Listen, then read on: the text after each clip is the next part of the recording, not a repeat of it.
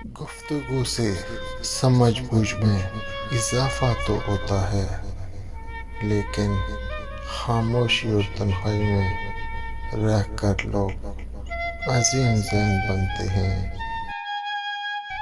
اے انسان، تو پانی کی تلاش میں سستی نہ کر، کوشش کرتا رہ۔ وہ وقت آ جائے گا کہ تو دیکھ لے گا بہار تیرے دامن میں آ چکی ہے۔ لالچ کو تھام کر تو قارون کی طرح امیر تو بن جائے گا، آخر قبرستان میں جائے گا۔ نور الہی کا علم اولیاء کے دلوں میں ہے، اور کوئی دل ان کے دلوں سے براہ راست حاصل کر سکتا ہے، بات چیت یا کتاب پڑھنے سے نہیں۔ نفس کی خواہش میں آدم نے ایک قدم رکھا تو جنت سے جدائی اس کے گلے پڑ گئی۔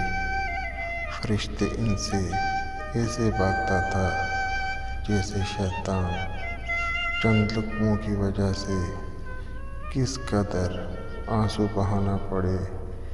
اگرچہ وہ گناہ جو ان سے ساتھ ساتھ ہوا ایک بال برابر تھا، لیکن آنکھ کی پتلی کے سامنے ایک بال بھی پہاڑ بن جاتا ہے۔ اپنے منہ کو بند رکھ اور آنکھوں پر پٹی باندھ لے۔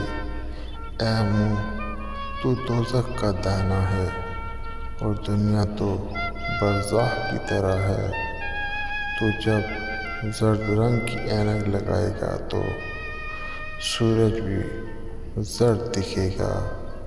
اپنے زرد شیشے کو توڑ ڈال تاکہ تو گرد اور مرد کی شناخت کر سکے۔ اللہ کو غیب اور پردے داری پسند ہے۔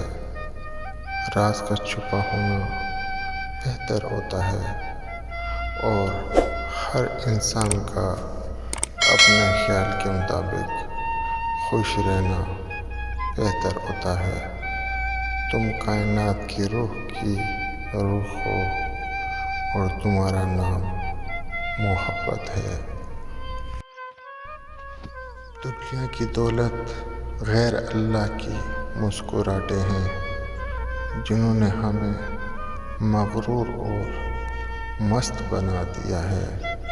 اے انسان، فقیری اور بیماری بہشت ہے، کیونکہ اس کی وجہ سے مسکراہٹ کا جال اکھڑ جاتا ہے۔ خود کو سکون میں رکھو اس سے پہلے کہ تمہارا سامنا موت سے ہو جائے۔ اگر ہر ایک دلوں کے کانٹے دیکھ سکتا تو پھر دنیا سے غموں کو مٹانا کیا مشکل تھا۔ تمہارے کان پر بال آنا شروع ہو جائیں تو سمجھ لو تم پر کبھی بھی رزق کی تنگی نہیں آئے گی۔ اگر تو پرندوں کی بولی بولے تو پرندوں کے دل سے کب واقف ہو سکتا ہے؟ اگر تو بلبل کی چہچہاہٹ بھی سیکھ لے تو کون جانتا ہے کہ وہ پھول سے کیا گفتگو کرتی ہے؟ اس کارساز زندگی میں ہر بندہ دوسروں کی عیبوں پر نگاہ جمائے ہوئے ہے۔ اے بیوقوف انسان، کبھی اپنے گریبان میں جھانک اور اپنے عیبوں پر غور کر۔